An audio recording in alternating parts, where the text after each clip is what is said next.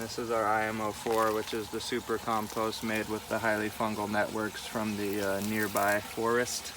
That was actually on this farm in the backyard. Untouched track that wasn't bulldozed when the rest of the house pads were.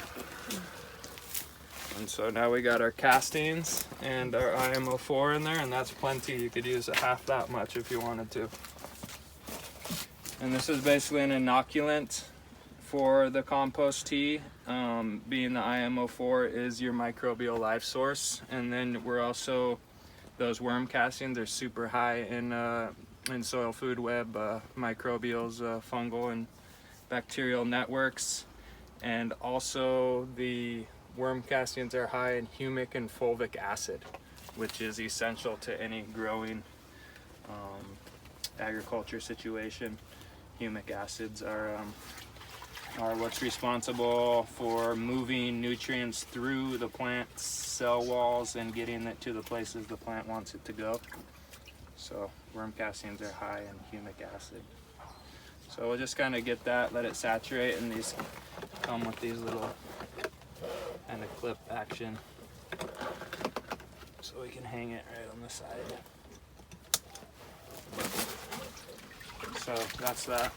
The castings and the IMO4. So more or less that's our life. You know, we're adding life to this, and all microbes are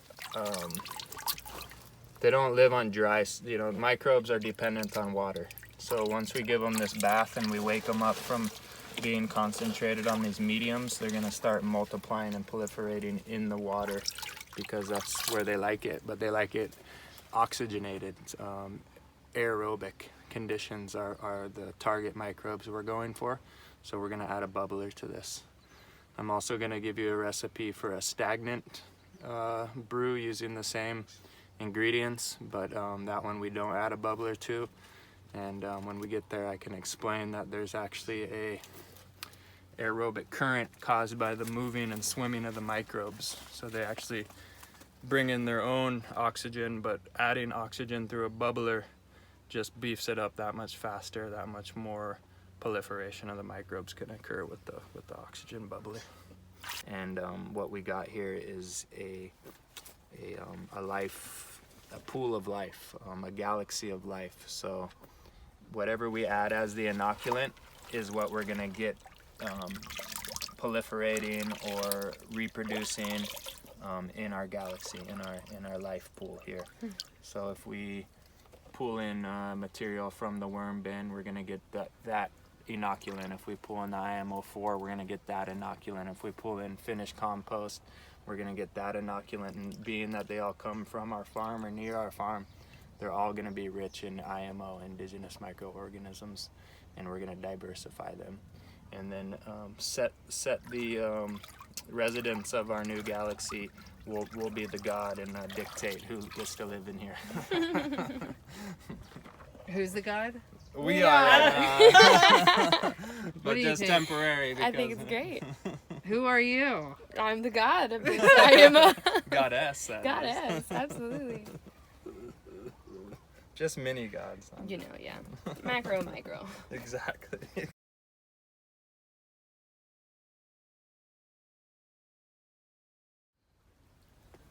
Smells really nice. It has a very good smell to it. It doesn't have an alcohol smell. It has a nice planty, rich plant smell to it. Molasses. Has that sugary smell. Yeah. The brown Smells sugar. like molasses almost. And then I'm gonna add a little of the Monstera FPJ as well, just to get some varieties of different nutrient profiles in here. So even better that we're using FPJs made from Ocean Grace Farms, direct. Live and direct. So we're gonna add 1 to 500, which is gonna be 60 teaspoons into this 30 gallons. That's 24, 48.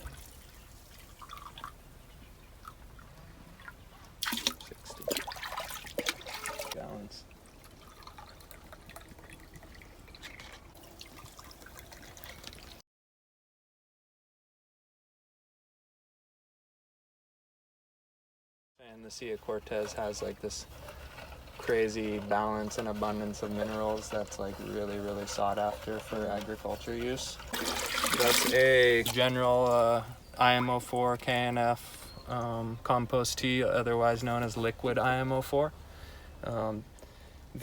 What you can do from this point, once you have a basic tea, is you can tailor it to the phase of your tree. So if we're in veg state, we're going to add FAA.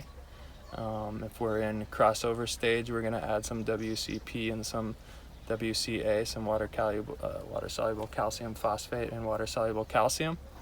And then for a finishing phase, we could ramp up the salt water, the ocean water, and we could ramp up the calcium, and we could definitely not add any FAA, and we could start tapering off the FPJ too for a finishing solution. And all those recipes are also in the pamphlet.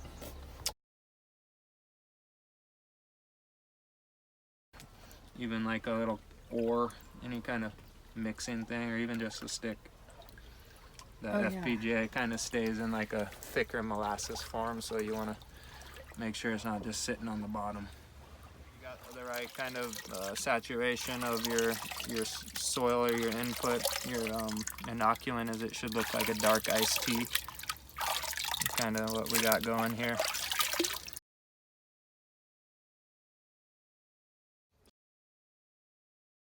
Right.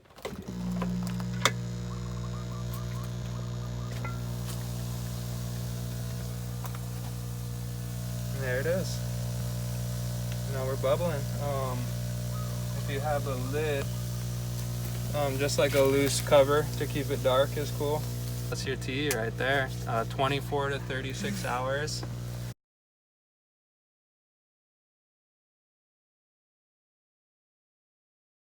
When you're ready to strain, you want to get your target size bucket. So this farm takes about 50 gallons or 40 to 50 gallons from what I remember. And I'm gonna now strain my tea after it brews 24 to 36 hours through a finer micron mesh bag. Just gonna prevent clogging in my spraying system. The concentrated tea can be diluted, and I don't recommend diluting it more than double itself. So say you made 30 gallons, you can dilute it up to 60 or anywhere in between, or you could use it full strength. And what I also was mentioning is that if you're going to dilute it by double, you're going to want to re-amend that water with your KNF nutrients to bring it up to your 1 to 500, 1 to 1,000 ratios. The tea will tend to puddle up, you know, like if rain hit your leaf and you see them turn to puddles. Well, if you add yucca or some kind of stick or spreader, that can be sometimes even like in neem we use soap, you know, a natural soap will help break up those emulsifier, that's the word I was looking for. So that will also, once the spray hits the leaf surface, it'll go and it'll actually spread itself into, you know, a layer of water instead of beating up. And that's what we want to achieve with this tea, because we want the microbial inoculant to spread across the leaf, not just kind of beat up and then get hit by the sun or roll off and not be as effective. You can get this product called Easy Wet SE. It's actually a antifungal, insecticide, and a sticker spreader. Inputs here. And you just want to make sure these go on as tight as you can get them. It's going to come with 2 of these, and it's good to tie them together at the same length. And that's actually going to be submerged in your water or whatever you're spraying.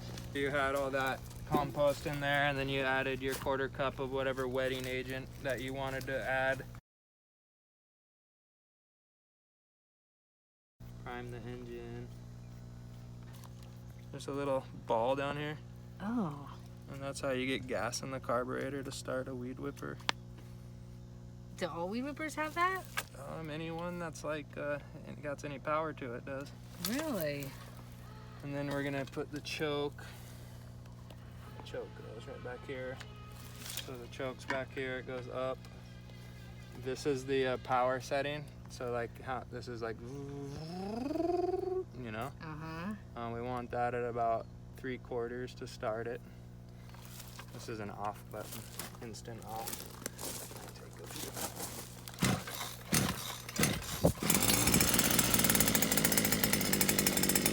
We're gonna want to put the choke down.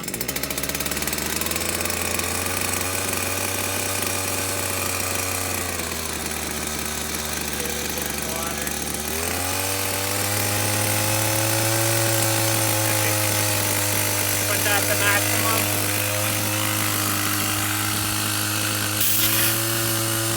And this has a dial on the back, so this is like more of a spot spray. And if you dial it all the way down, you get that. Oh nice yeah, mist, that's you know? what we want. Woo! Oh, I like it with water, huh? You know, that at the next festival. There you go. Huh? Oh, you'd be the winner at the festival. Yeah. Take that to my mouth now. But yeah, for real. But yeah, then you can loosen it and do more like long distance.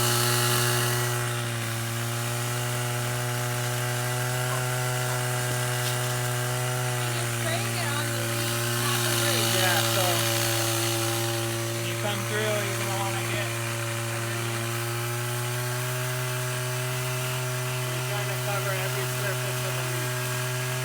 So I get underneath. And I try to come on top. Try to get the side.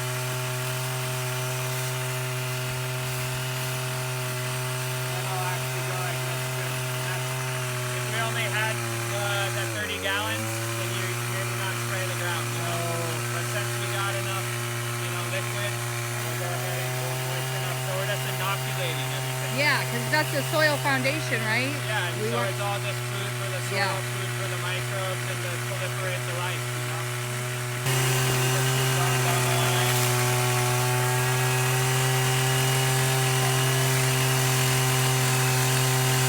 Also, too, just like the power of this thing is almost like giving it a shower. You know, so you're just showering it. You're wiping off anything negative and just allowing the positive things to flourish. You know. So even just the power of this knocking certain bugs off and stuff like that, you know, is all beneficial to the plant. Yeah, that's pretty good. Now I'm gonna be done. So what do you think? I think it's pretty simple, and I'm excited to see how effective it is. Especially starting from this time where it's in that pivotal state, which is really nice, really exciting. So we're noticing now that the trees are matured to the state where the beetle enjoys, the Chinese rose beetle enjoys their leaf, that they're getting more eaten. So now implementing this spray will hopefully give the trees the strength to survive or to continue to flourish, even if that is, and like you said, that could be the rose beetle can be a friend if it's a balanced state. So if we can get it to that balanced state, then it's okay, or symbiotic, if you will, to the tree. So I'm excited to be in that stage where we are starting to actually put this in, and then months down the way, seeing what that does to the tree in itself and to the land, essentially. That's a good explanation. She's catching on. Okay.